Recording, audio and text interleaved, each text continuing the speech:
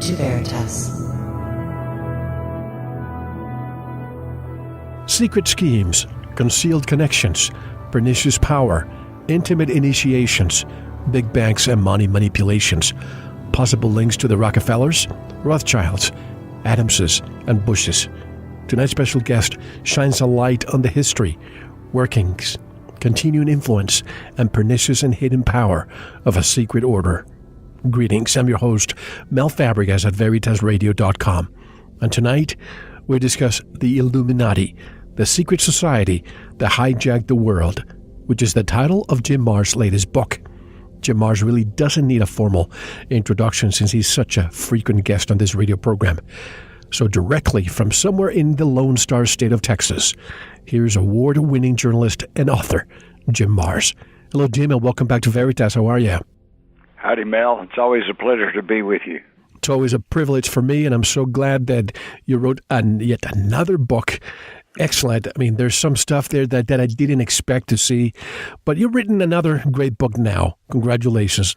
About 20 years ago or so, I remember reading a book that had nothing to do with conspiracies. It was actually a very innocent personal finance book by Robert Kiyosaki. I'm sure a lot of our listeners read Rich Dad, Poor Dad. He actually described the Illuminati in that book. What is your definition of the Illuminati, Jim? Well, it has changed and probably will continue to change.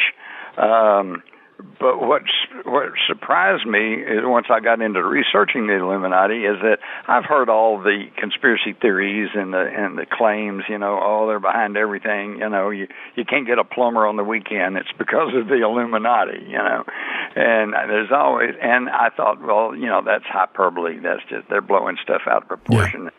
They don't really understand that the world is just kind of a messy place and stuff happens, blah, blah, blah. But I got to tell you, Mel, after more than a year of investigating and based on 50 years of research, yes, there really are a handful of people, if they are people, and that's another whole issue, who are trying to rule the world. And they do it, they started off thousands of years ago. This is nothing new. This goes all the way back to probably the first global civilization, which some people refer to as Atlantis. But we don't know much about that, so we'll let that go. We'll bring it forward to the Sumerian civilization, the civilization that arose in Sumer, Sumer, which was located between the Tigris and Euphrates rivers over in the Middle East, and today is one of the few places on the world that we can't just freely travel to, and that's Iraq. Okay, and in Iraq, for thousands of years, nobody even knew about the Sumerians, and yet in the mid-1800s, they began to investigate these strange mounds of rubble in Iraq, and they discovered an entire civilization there. And as they have now put it together, it shows that this was an incredibly technologically advanced civilization that far exceeds anything we thought of at that time period. Predates the Egyptians by a few thousand years. And in fact, the Egyptian civilization, I know when I was a kid, we were kind of taught in school that the Egyptian civilization was the world's first greatest civilization, but it turns out it was simply a degraded version of the Sumerian civilization. And where did it come from? Well, we actually were told that. We're told that in the Bible. It came from Abraham, whose original name was Abram, or the wise one, the knowledgeable one. And he came from Ur of Chaldea. Well, Chaldea was just a biblical name for Mesopotamia, Iraq.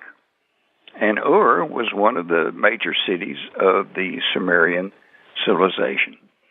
And they had such an advanced knowledge of astronomy and of agriculture and of political government, language, mathematics, that it's absolutely incredible. In fact, we're still using their mathematical system based on the basic 60 number.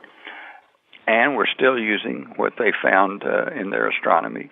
We're still using their agriculture methods. In fact, I was kind of interested to find out that the ancient Sumerians even recorded that they had 4 types of beer. And I bet one of them was not light. All right. But and that shows that they had something really going for them. They had some way of learning this information, because wine I can understand. A caveman finds some grapes on the ground that's been there and they fermented a few days, and he's hungry. He eats them and he gets a little buzz, and he decides, hey, this is cool. So he learns how to ferment grapes and stomp them and make grape wine, and make wine. But beer requires a formula. Beer requires hops and malts and sugar, and you have to just put it in just the proper ingredients, and it has to be done just this way, and it has to be fermented. It's a formula. How did they learn that? Well, that and all of the other miraculous things that they had, they're open about it. They say they learned it from the Anunnaki. Well, who's the Anunnaki? Well, that translates as those who came from the heavens and landed on the earth. Okay, ancient astronauts, if you will. And of course, there's a lot of people still poo-pooing that, but I want to tell you the evidence around the world is quite compelling, if not overwhelming. And of course, you have scholars such as Zecharia Sitchin and many others who are supporting the contention of the journalist Eric von Daniken. Yeah, who wrote back in the 70s. He said the evidence points to ancient astronauts. These people that came from the stars and landed here and manipulated things on the earth. And this is exactly what the Sumerians wrote down. In fact, it's really interesting, Mel. The story of the Anunnaki is actually told in the Encyclopedia Britannica. The translations have not really seriously been argued with. It's just the interpretation. In the Encyclopedia Britannica, you find them under Sumerian myth. In other words, they were just stories made up by the Sumerians. But a growing number of people, led by Sitchin and others, say, no, this wasn't just something they were making up. This is what they stated, and this is what they meant. When they said these people could fly through the air and they landed and taught them how to do things, they weren't just making up stories. And so from there we go on and we find out that, kingdoms arose, empires arose, and these people connected to, and the Anunnaki, of course, they pretty soon they're in the situation of Charlton Heston. They're on the planet of the apes, okay? But they don't want to be just another ape. They know they came from somewhere else, and they know that they have knowledge. So there's a whole story there of how they tweaked the DNA of Earth primitives, and that's why there's no missing link between Neanderthal and Cro-Magnon, because they had their DNA tampered with. And that then came, of course, jumped right straight to Cro-Magnon, or modern man. And so don't get the idea, and don't let people tell you that we're created by aliens. That's not right. But they did tweak us. They improved the breed, just like we do with animals, with dogs and cats and sheep, cows, horses. We breed them for the traits that we want. Well, we do it through breeding programs. They did it through DNA manipulation because they had such an advanced technology. Well, pretty soon, there were so many humans, and they didn't really want to have to rub elbows with all of us, so they created a caste of people in between who would act as surrogates for what was quickly becoming the gods. Because these ancient people, they see people fly through the air, and they see that they're able to grow things, they're able to write, they're able to do all kinds of things, and they go, wow, these must be gods. And the Anunnaki, after a period of time, decided that wasn't such a bad thing, but they didn't want to have to deal with us personally, so they set up a representative system, a caste system, if you will, or a priesthood. And since that time, they have kept the human race conquered, divided, fighting with each other, and under tight control through two primary methods. One is religion, because these priesthoods that they created began to set up their own systems and call each of these Anunnaki their own gods. And then finally they got to where they said, okay, it's only one God, but it's always an amalgamation of all the other gods. And of course, throughout history, we've learned about the gods, the Roman gods, the Greek gods. And what's really fascinating is that once you get past the name changes, the characteristics of these gods were so similar as to probably be identifications of the same entity, the same person. For example, in the Sumerian, the Anunnaki who was put in charge of this planet, of the Earth, was Enlil. Well, in the Egyptian mythology, it's Set. In Greek, it's Zeus. And in the Roman, it's Jupiter. But they both fit the same characteristics. So they probably could be the very same person. His rival in the Sumerian was Marduk. In Egyptian, it's Horus. In the Greek, it's Ares. And in the Roman, it's Mars. And so just the names changed, but the characteristics didn't. And I think all this refers back to these spacefarers, the Anunnaki. Now, this was a secret that was passed along through the priesthood. They knew it. They didn't tell everybody else about it because, after all, they represented God. God told me to tell you, here's how you're going to live, and here's how much you're going to contribute to the church, And it became a money-making and power-wielding institution, and they didn't want to give that up. By the way, I think you'll find this interesting. I sure did. The original Greek sky gods were called the Titans, and most people know that. But what they don't know is in the Sumerian cuneiform tablets, the word for those who live in the heavens is Titan. So see how it all moves right along, and it's all internally consistent. Well, so where did the knowledge of all this go? Well, it fell away from the average people. Only the priesthoods held it. Even within the priesthoods, they held their knowledge of the sky gods and of their technologies, held it very close. And as the priesthoods began to split up, they became different secret societies. And we find that there was a pretty good variety of them. And some of these we know, some of them we don't even know. But this information, this knowledge of the ancient astronauts, was passed down through such organizations as the Rosh Hashanah, the Assassins, where the word assassin comes from, the Jewish Kabbalah, the Essenes that apparently Jesus was connected to, because in the Bible, which has been heavily edited, he criticizes and lambasts the Pharisees and the Sadducees, the two major Jewish religious hierarchies at that time, but it's suspiciously, devoid of any criticism of the Essenes, which has led a lot of people to believe that he must have been one. We got the mystery schools of Egypt and Greece. We've got the Rosicrucians, and of course, this knowledge was eventually passed down to the legendary Knights Templars. And the Knights Templars brought it back to Europe, and from then on it's just been,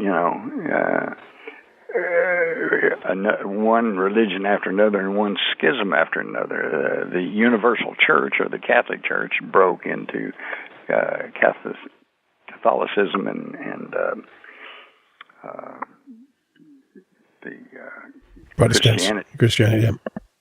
Yeah, and then what we find is really interesting because, and it's always money, and money has been connected to the church all the way back, because the priesthood found out that they could get rich in telling people, you got to give some money to the church.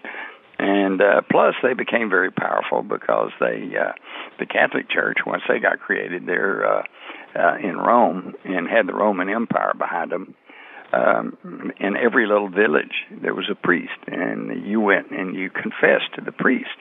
So it was a modern-day NSA. They knew everything about everybody.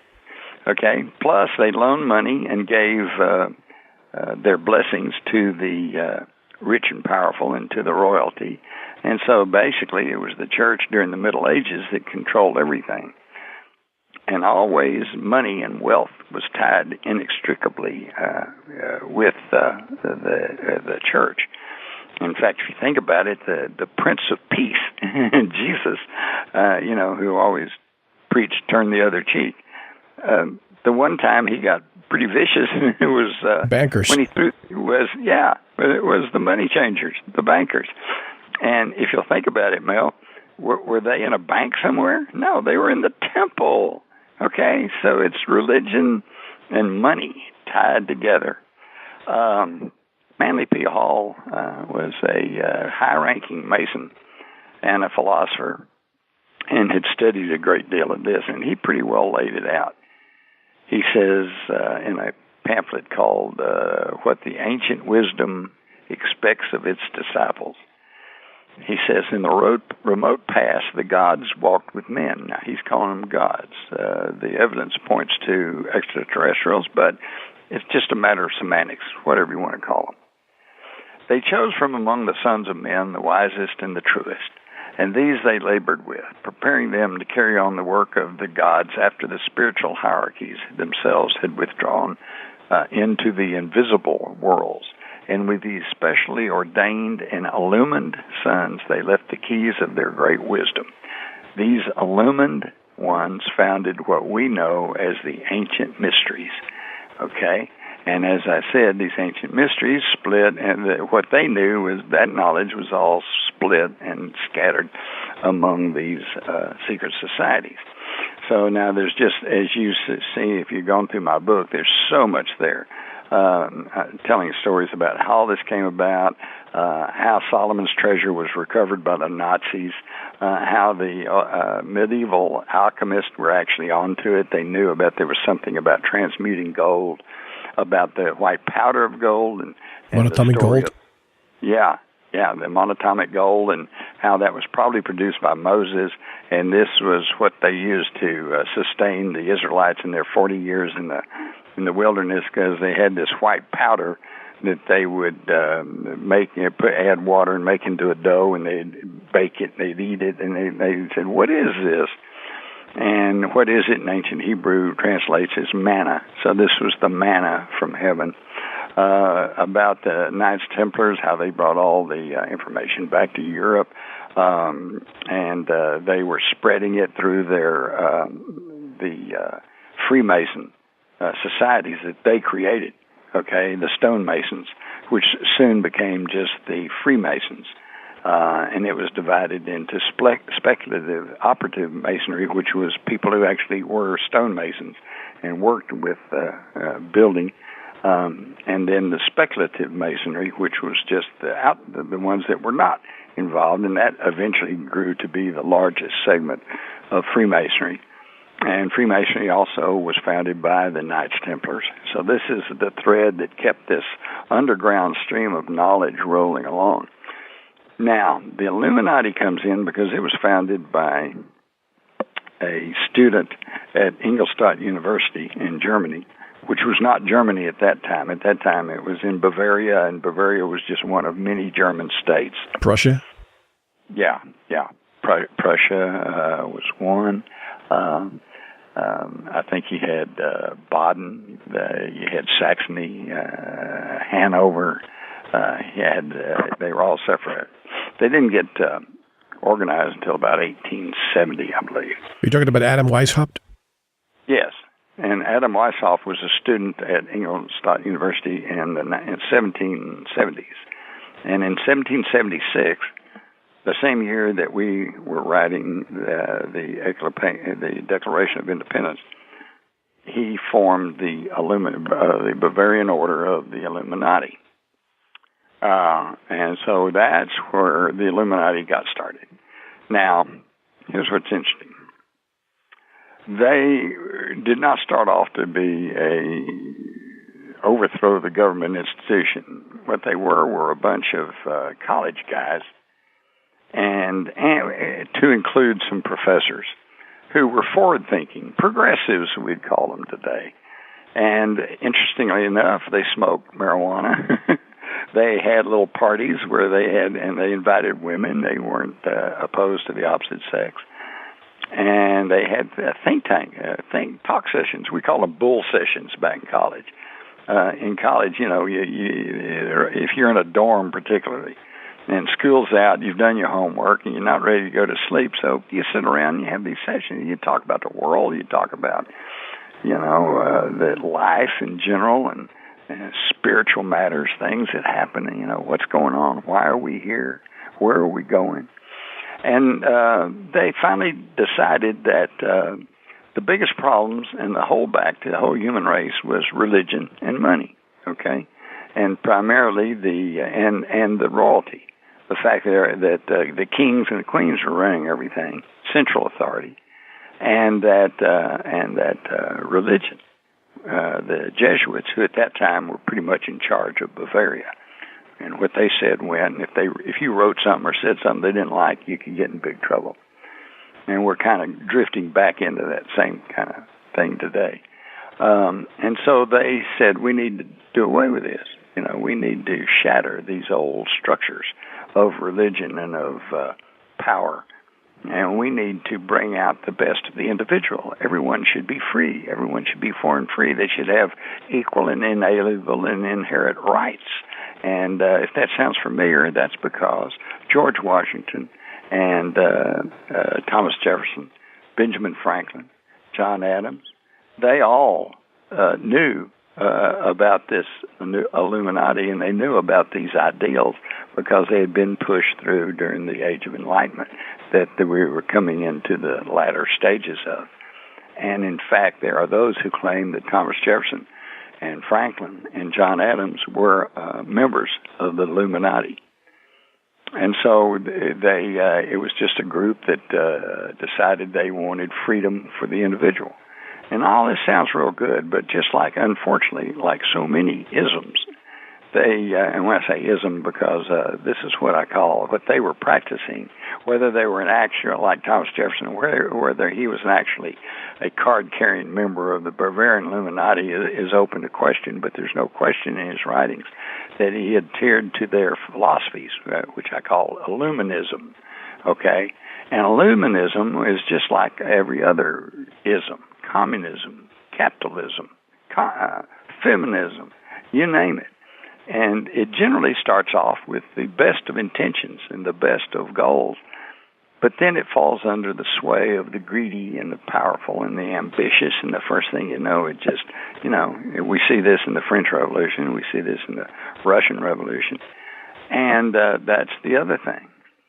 When you go back and you track it back, you find that at the start, the beginning, the cause of the American Revolution, the French Revolution, the Communist Revolution, the National Socialist Revolution in Germany, the Nazis, they all were created by people who had been indoctrinated with Illuminism. So it was the Illuminati who was behind all of this. And they're behind what's going on today because there are so many people of what some people would term the New World Order that are practicing Illuminism. Dick Cheney and Hillary Clinton. Now, everybody would think, well, they're on opposite sides of the political spectrum, and in many ways they are. But they both practice Illuminism. Because Illuminism's basic tenet is the end justifies the means, which means you can pretend to be anything, anybody.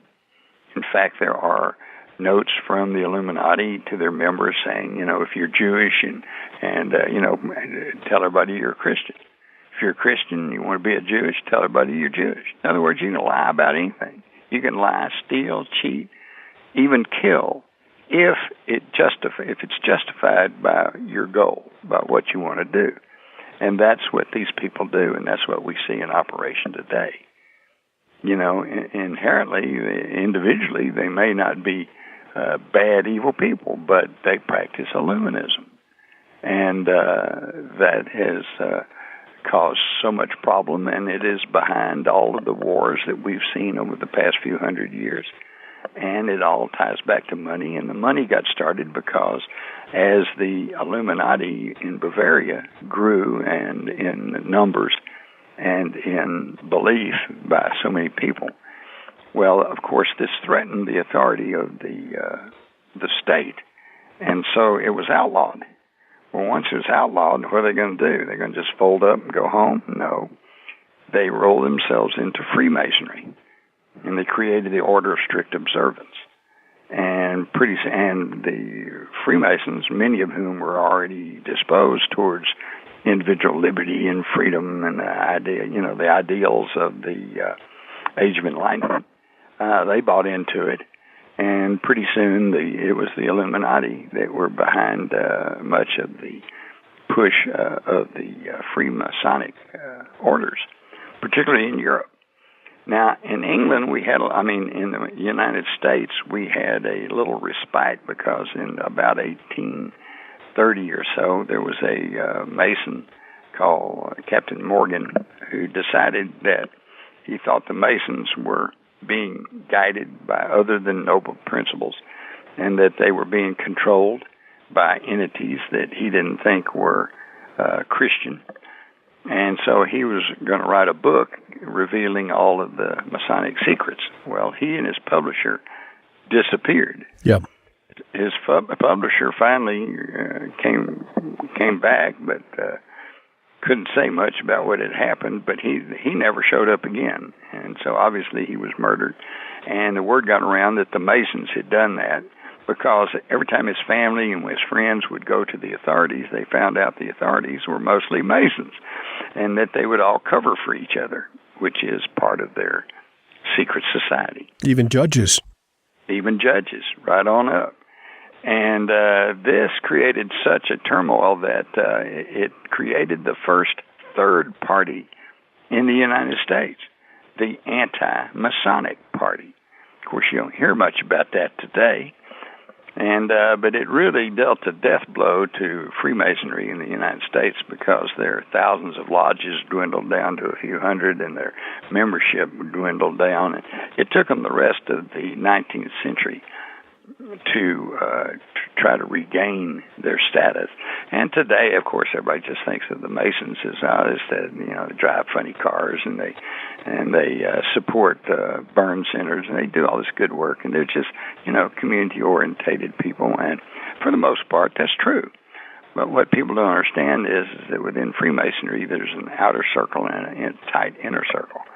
The outer circle doesn't even know the inner circle exists. That's why if you go up to a Mason and say, hey, is there an outer circle and an inner circle? He's going to tell you no, because he's either a member of the outer circle, in which case he doesn't know and he's not told, or he's a member of the inner circle, in which you've taken a blood oath never to reveal that there is an inner circle.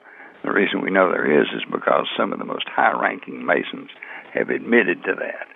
Okay, in fact, one of the highest-ranking Masons, General Albert Pike, even admitted that at the very top of the Freemasonry chain are the people who believe not in the Adonai God that most of us do, but in Lucifer, the light bringer, which some people have said is the devil, although I'm not sure they actually mean the devil. But so there's just so much going on there, and it's all behind the scenes. And these are the ones who they say are trying to control the world. Well, can you actually control the world? Well, yes, you can, because in 2011, the Swiss Federal Institute of Technology did a big study of 43,000 multinational corporations and found that they were actually controlled by just a little over 1,000 companies with interlocking ownership. these 1,000 companies, in turn, are pretty much controlled by about 150 corporations, and these are controlled by 20 banks. And so now that is, and all of this, represents more than 60% of the total worth of everything in the world. Now that is intense, centralized financial control, and this is where the control comes from. Well, let me ask you this, Jim, because you mentioned something interesting about these corporations. I was thinking lately that if they really wanted to change politically, create a new world order and all that, maybe they could have done it earlier. But it seems that they're transitioning from politics to corporatism. And I mean the Trans-Pacific Partnership. I'm talking about NAFTA. I'm talking about all these trades. Are they switching to trade agreements in order to control the world? The short answer is yes. And here's the deal, Mel. Prior to World War II, and at the time the Bavarian Illuminati were active in the late 1700s, like I said, there wasn't even the nation of Germany. There was just a bunch of German states. And so prior to World War II, we had these different states. We had the United States, we had England, we had France and Germany. And within those national boundaries was a financial and religious systems, okay, religion, banking, business, commerce. You can break it all down, all the way down to steel, natural resources. And this is what they started off. This is how they were trying to gain control over there, and they did. The isms, the communism, which grew out of a organization called the League of the Just, which was an Illuminati organization, and they just changed their name to the Communist Party. So the Illuminati created communism in Russia. There were a lot of people who were opposed to that. And they didn't want the Russians to run everything, so they created National Socialism in Germany, put Hitler in charge as a block against the spread of communism. Here's another ism, Nazism, okay? And then when he got out of hand because he wasn't doing business with the international bankers, okay? And the international bankers are the ones who've been manipulating this, but they always did it prior to World War II. Within the systems, within a national boundary, France, England, Germany, whatever. And this was all the way up through World War I, where they got in a World War fight. But afterwards, the system pretty much stayed the same. But now, after World War II, these systems spread worldwide. So now, instead of the New World Order trying to gain control over Germany or over England or over the United States, now they're trying to gain control over them all. And that's why, because it's spread worldwide now, and that's why we have globalism. And globalism is very real, and this is why they're trying to turn over all this power to the United Nations, such as Global 2000 and, safe cities and all this stuff. And because the more centralized power they can get, the more they know they're capable of gaining control over it. And trying to gain control over the world, that's been one of the oldest ambitions ever recorded, all the way back to Alexander the Great, all the way back to everybody wanted to be the king of the world, right? But the world's a big place, and they hadn't been able to, technologically, communication-wise, transportation-wise, they haven't really been able to make that work until now. And now they're in a position to, if you go around, particularly at Western Europe, North America, China, Russia, okay, and you go visit a middle-class family, it's going to seem like the same. They got the same color TV made by Samsung. They're driving the same car made by Toyota. We're becoming one total global entity. And all of this stuff you're seeing in the paper about, Russia messed with our election. Russia's doing this, and we're doing that, and the ISIS is doing this. that's a dog and pony show that they're putting on for us just to keep us distracted while they take over financially. Religion is kind of on the wane. There may be a new one. If things get really, really bad, everybody's going to turn to religion. You're going to find either religion making a comeback or there'll be some new type of religious blend, religion light that everybody will go for. But right now, everybody's pretty well split up, and even the most radical religious groups are kind of in the minority. And you don't see the Catholic Church has lost so much of its power and sway, and so now it's they're leaning on the financial. Everything we have a whole system, a financial system in this country and in most of the world that's based on debt.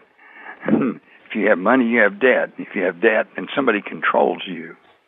Because if you're buying a house or if you're buying a condominium or wherever you're living, if you're paying on it, or if you're paying on your cars, if you're paying on your clothes and your TV, then the banker has control over you. You can't just quit your job and get up, go move to another state and try something else because you got bills to pay. And this has led to a really untenable situation if you think about it, Mel, because we've got the most consuming society ever in the history of the world. And to keep people consuming, you have to keep them dissatisfied. I mean, if you're satisfied, why do you want a new house? Why do you want a new car? Why do you want a new TV? I always have to have something new. And, we got the latest thing here. It's got enhanced color. It's bigger sized. You got to have that. So that puts us in this between the rock and the hard place because we are killing ourselves with pollution. Plus you have planned obsolescence. Oh, yeah, of course, so that you have to go buy something. Right. Because that light bulb, that back in the 1920s when you bought a light bulb, it would last you a lifetime. And now, you can look on the package, it'll say 3,000 hours. It'll last you 3,000 hours, and then it's going to blow. Planned obsolescence. And unfortunately, the same goes true with our automobiles and our refrigerators and everything else, because the corporations realize that if they make a quality product, it would simply last you for years and years and years. You won't be buying another one. And the whole idea is to buy more. So we're in a situation where the more we buy, the more we throw away, the more we throw away, the more we're killing ourselves with pollution, junk, trash, and air pollution, water pollution. Okay, well, so what do we do about that? Well, we just have to stop consuming, okay? And that means, of course, that everybody have to wake up one morning and go, I don't think I'm going to buy that new house. I don't think I'm going to buy that new car. I don't need a new TV. I can get along with the one I've got. And, of course, if everybody did that, if everybody stopped consuming, what would happen? The economy would collapse. And we would all be doomed. So, and when I say the rock and the hard place, we're doomed if we keep consuming at rates that we're doing right now. And we're doomed if we stop. What you said about religion, perhaps a one world religion, you probably heard that in the past few months, a lot of high power people, I'm talking about people from religions, people from governments, even what's his name, Buzz Aldrin, they all went to Antarctica. I don't know if you've heard about this, but the information I'm getting, whether it's true or not, I don't know, but they found some ancient artifacts down there showing that there were people way before that had their own religion, and perhaps they want to bring that religion now to make it the one world religion they've been waiting for. Have you heard about this? I've heard that. I don't know that. The problem is we don't know what's going on down in Antarctica. Right. We know it's a very mysterious place. There's lots of mysterious stuff happening down there, and we just hear bits and snatches of it. And Mel, this actually kind of gets back to my major complaint and gripe, because I'm from the media, okay? I trained and graduated with a degree in journalism. I'm a journalist. I was taught to look for the truth, tell the truth to your readers, as best you can find it. And that's what I've tried to do my whole career. But there is no news media anymore. There's only various propaganda wings, okay? And they're only telling us what the corporations want us to hear and what the government wants to hear. And the government, by the way, in case you hadn't figured it out, is owned by the corporations. It's a corporatocracy, or better yet, it's fascism. And I use that term advisedly because the term fascism is generally said was coined by Franco. Mussolini. Yeah. Yeah, Mussolini, the Italian dictator in World War II, because of his black-shirted fascistas. And by the way, where that came from, Mel, is they wore those black shirts and they wore that emblem of the axe tied in a bundle of sticks. Okay, that was an old Roman symbol. And the fascist of Mussolini adopted it because it represents central government. Okay, the axe tied amongst the sticks. The sticks can always be chopped up by the axe. And so it represented a strong central government. And so they were known as fascist. So that's where the term fascism comes from. But Mussolini himself said that may not be the right term. He said a more correct term is corporatism. Whoa. Right. Did he see it coming or what? Absolutely. And I heard this lately. What is it? Capitalism with that. What is it? Capitalism without fascism. Gosh, what is it again?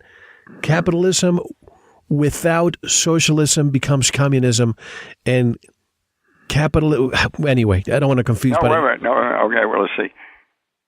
Capitalism without socialism, with socialism, would become communism. No, the opposite. Capitalism without socialism becomes I'm sorry. Socialism without capitalism becomes communism. Okay. All right. And the other parts that I'm not remembering now is socialism without capitalism becomes Nazism. Exactly. Yeah. But, you have given us an overview of all of this stuff, and the book, folks, every time I read a book from Jim Marrs, I'm always expecting the best, and he just tops it every time. But I want to just dig deeper now.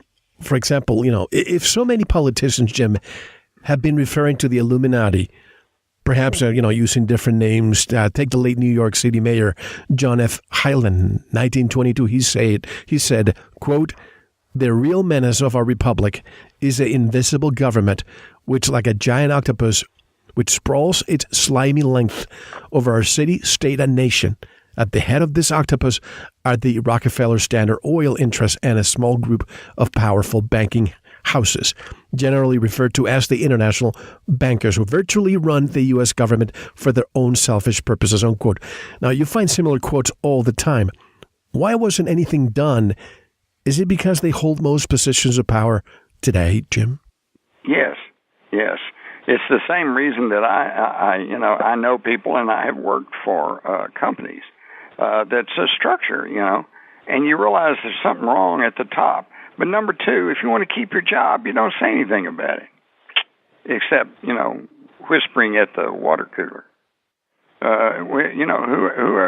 It's the rule. It's the golden rule. Whoever has the gold makes the rules. And everyone, the higher you go in the political spectrum or the corporate spectrum, the more yes men you find. And they do not want to go against it. And this goes all the way back. This goes all the way back even into the universities. Let's say you want to you're really fascinated and you want to be a history teacher, okay? So you go to the university and you take the history courses. And I'll tell you one of my own personal experiences. I had a history course in college, and I got a test, and on the test, the professor says, "What do you think are the 4 major causes of World War II?" Well, I wrote down my paper, and I handed it in, and I got it back, and it gave me a D. Okay, I almost flunked it. And I went up and said, "What's with this? Why did you grade me down?" He said, "Well, because," and he starts going into it. And I realized that he had phrased the question wrong. He asked me what I thought was the 4 causes of World War II. What he wanted was what he told me the 4 causes of World War II was. I was simply supposed to repeat back to him what he had said. Well, I'd already done my own studies on World War II, and I had my own ideas about it. So needless to say, I didn't do well in that class. And if I had stuck with that and gone on to try to be a fellow or a student teacher in the history department, I probably wouldn't have gotten anywhere, and they wouldn't have, all higher education does is teach you to conform to the current paradigm. And if you're outside that, then you don't go. You drop out, you go somewhere else, you change your major. Okay, and so it starts all the way back there. And by the time you go through Harvard Business School, then you're thoroughly indoctrinated with their view of how everything works. I'll give you another example. I once, way back in the 70s, I was interviewing an energy expert. And at that time, I'd gotten real fascinated with the idea of solar energy because to me, it seemed like that would be the way to go. It does not produce, harmful chemicals and gases and all kinds of pollution. And if the sun goes out, well, we're all in trouble anyway. So, why not go for solar? And so I had this energy expert, and I'm asking him more about solar. And first off, he says, well, yeah, very condescendingly, well, that's all fine and good. He said, but solar power, that's 20 years in the future. Well, excuse me, here we are, 20 years in the future, and we still don't have abundant solar energy. It's there, but it's expensive, and only a handful of people can really make the use of it. But then he explains why. And he says, do you realize that it would take the entire state of Arizona covered with solar panels to generate enough power to power the city of Los Angeles? And I'm young and naive, and I go, oh, okay. And I go off and I'm thinking about that. And that's probably true, But then I suddenly think, wait a minute, where's the flaw in his thinking? The flaw is he was taught and educated and could only think in terms of central generation. You got to generate that enough power and then ship it and send it to Los Angeles so you can send a bill to everybody, okay? What if everybody in Los Angeles put solar panels on their roof? Nothing's going to change. It's not going to interfere with their home.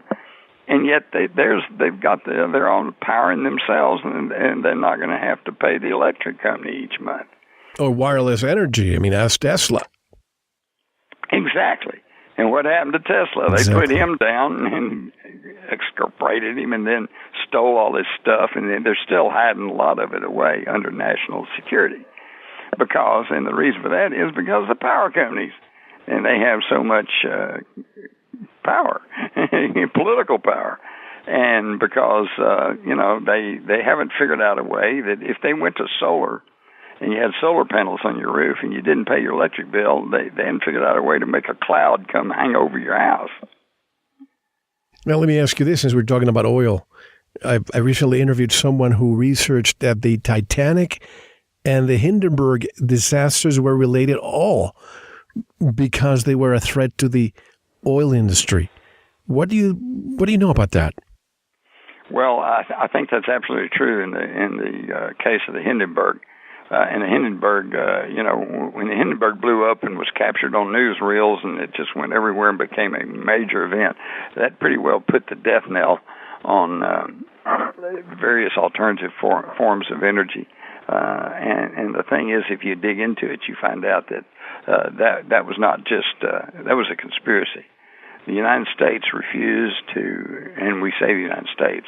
See, we'd have to dig and find out specifically what individuals are involved, but I would bet you anything that you would find people high-ranking in the oil industry, and they refused to sell helium.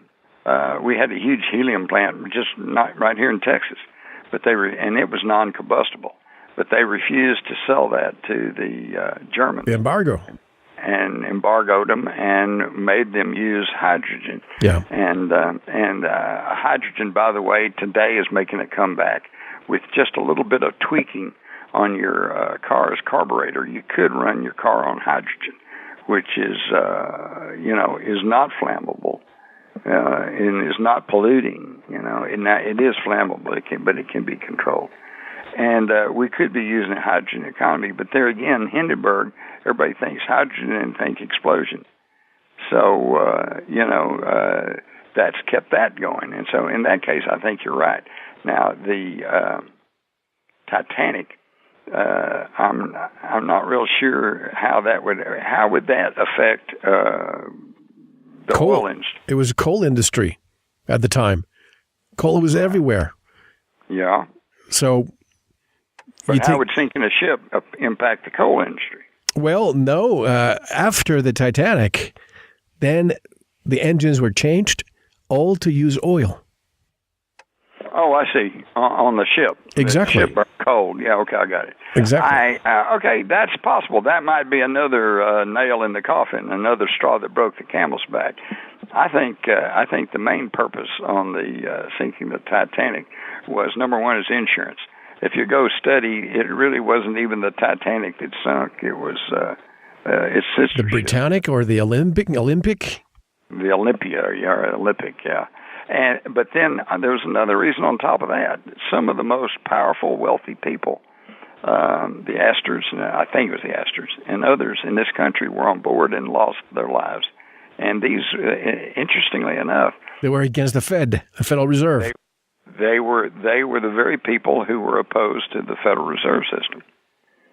Yeah, I tend to think that was probably the major cause. But then anytime they can loop things together, I mean, like the Kennedy assassination, it wasn't just that he was going to pull us out of Vietnam, and it wasn't just that he was going to curtail the power of the Federal Reserve System, and it wasn't just the fact that he was prosecution, organized crime, or threatening to do away with the CIA. It was just that combination. You got it all together. You got all those people thinking something's got to be done about this, and so when he gets killed, nobody says anything. They just go along with the false narrative that's presented to us. By the way, I found what I was saying before. You cannot have socialism without capitalism, or it becomes communism.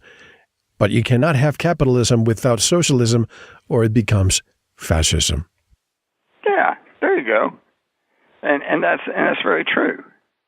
And that's why, we talk against socialism in this country all the time, and yet we have, look at Social Security, look at Medicare, look at, we got all kinds of social Exactly. programs, and I think that the trick is to hit a balance. I need to write that down. Repeat that back to me. That was a good one. We can agree that you cannot have socialism without capitalism, or it becomes communism. But you cannot have capitalism without socialism, or it becomes fascism. And by the way, folks, I'm saying this. That doesn't mean I'm a socialist just because I'm reading this. But anyway, I'm looking here, thinking of the mechanism used to control humanity. There are plenty of these under two main umbrellas. You mentioned them. Again, is it religion and finance? Are these the two top controlling mechanisms over humanity? They have been in the past.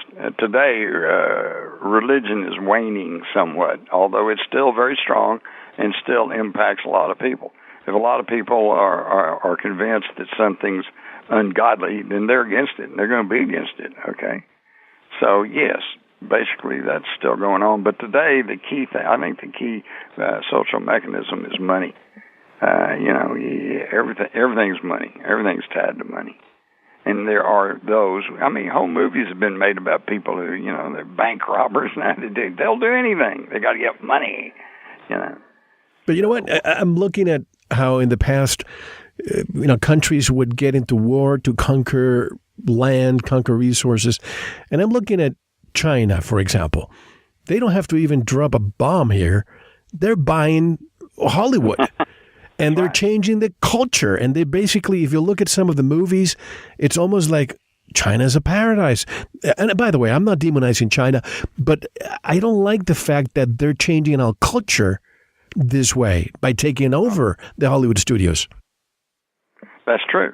In fact, I've told people before, I said, don't look for a Chinese soldier to show up at your doorstep. It's going to be a guy in a business suit. He's going to have a piece of paper, and he says, here, I own this place now. Get out. Yeah, right. Now, as of the day of the recording of this interview, the Bilderberg Group is meeting in Virginia. Today, folks, Is the Bilderberg Group a branch of the Illuminati, Jim? Well, yes and no. Number one, all of the members of the Bilderberg Group are not Illuminati, and some of them may even be good folks, but there is an inner core. And also, a lot of the people who attend the Bilderberg are not the decision makers. They're just representatives, okay? And this gets back kind of to the corporate leadership. Let's say you got the guy who's making $50 million a year as CEO of some giant multinational corporation. Is he a New World Order Illuminati tool?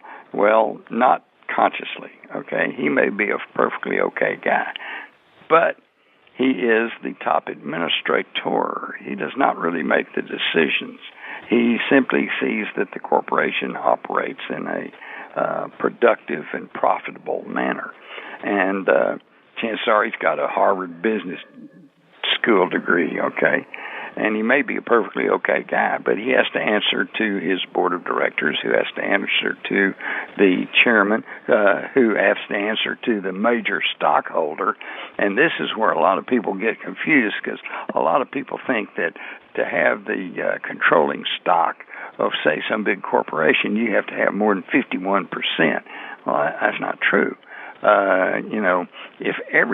If no one owns more than 3% of the stock in that company, and you own 4%, you're the majority stockholder, and what you say goes.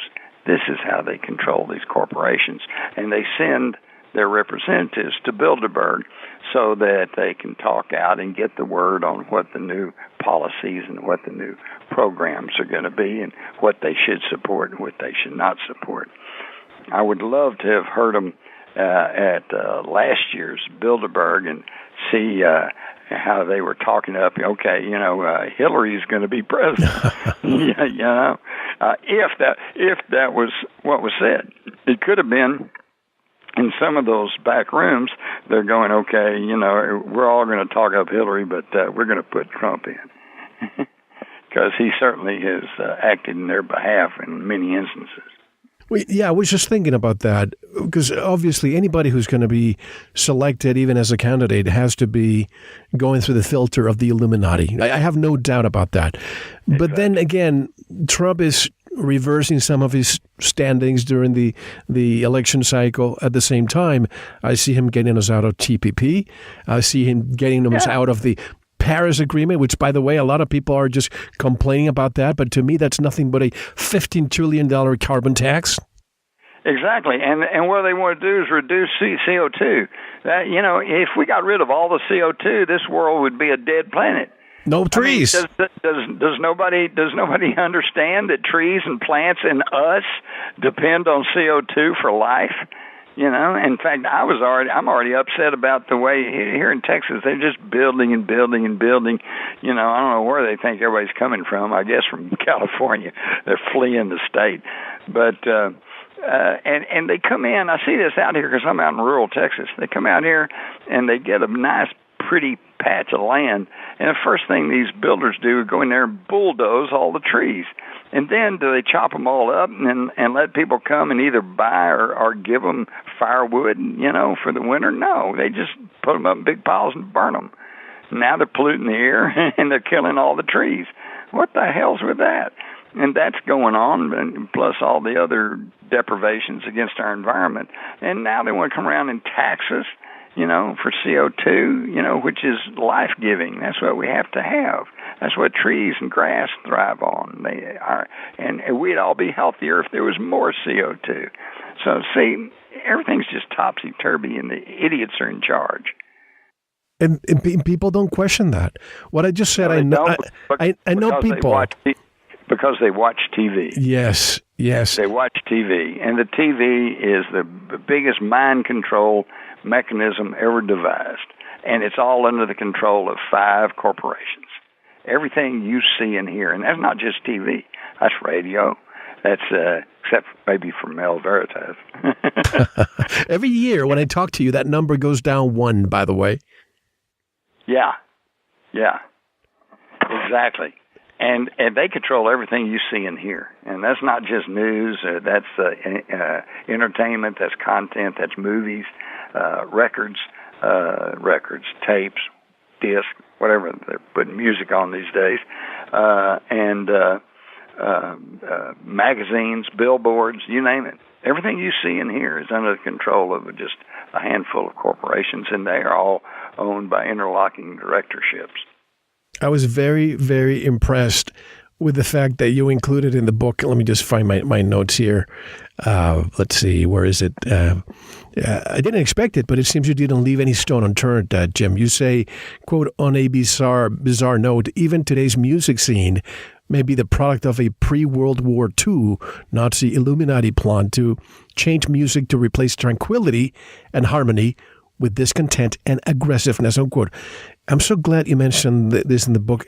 Can you summarize for those who are listening the transition from 432 hertz to 440 hertz, the concert pitch, the tuning frequency change, and for what reason? Right. Well, without going in a long rigmarole, throughout history, most music has been tuned to a note at what is it? What I put there? 432. It used to be 432. Now it's 440. 432. Okay, and at that tone is a very homogeneous tone, and they use that tone when they're testing plants and stuff. If you play music that's tuned to the 432 hertz tone, the plants tend to lean towards the speaker. You know, they love it and they thrive. Okay, well, they found that if you up it some, you go up to 400 hertz. This is a jarring. Has a jarring effect on life, plant life. Plants that are put in a room with 440, which is, 432 has been throughout history. They found ancient lutes played in ancient Egypt and places, and they're at 432. But when you go to 440, it produces kind of a disharmony, and it's very aggressive. And today, most classical music is in 432. But if you go to heavy metal banging or head banging, some forms of rock, not all, but some, that's put it up in the 440 or 400 hertz, which is very discordant and creates disharmony, dissatisfaction, agitation, And the Nazis found out about this in World War, but prior to World War II, and they found that that's why all the Nazis were marching to these big marching bands, and they were playing at the 440, and it got people riled up, and let's go march and let's go conquer the world. It got them into that framework, and it was done by a guy who had developed all this. And realized that this is what they needed, and that's why he was able to persuade the World Music Associations to shift to this 440 hertz tone, which we are still using today.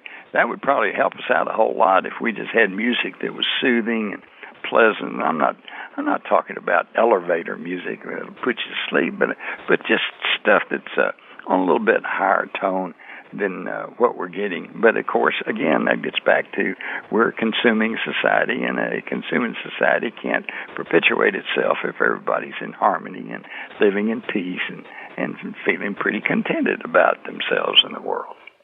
I asked years ago the director of the Tucson Symphony about this, and I asked him, can you tell me what frequency you use for tuning? And he said 440. And he thought that was the only frequency that existed. He didn't. Thought that was it. Yeah, he thought that was it. And then I started looking into this, and now I have a piece of software that I've recommended to my listeners all the time. All the classical music that you listen to these days is at 440. Now, if you put, say, a CD or a tape or an 8-track or whatever into this piece of software that I have, now you listen at 432. I mean, you know who Jay Whitener is, right? Yeah. Well, I sent Jay this, and he couldn't believe it. He called me, and he said, Mel, I cried. I actually cried by the feelings that I got from the music now. So obviously, to me, this is beyond being discontent, being uneasy. This ease, stress, all that stuff leads to one thing: sickness. And I think if we all went back to that 432, it would keep us even healthy. Yeah. Hey, now, what do you got? Is it a disc? What does it do? It's a piece of software. I'll send it to you if you want me to.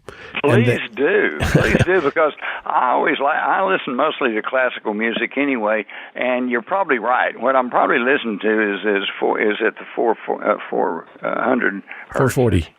440. I would love to get it at the 432. I'm going to also send you a portion of that interview I did with them. At the end of that interview, I included some pieces of classical music before and after. So some people who have a better ear can really sense the difference, but most people cannot. Only your body can. Isn't that interesting? Anyway, interesting. Now I have to ask you about Antarctica again. So do you think that something is going on down there that we're not aware of? Absolutely. But just don't ask me what it is, because we're unaware of it. They won't tell us what's going on down there. The one thing that I do know is that, the Vatican has built a telescope down there.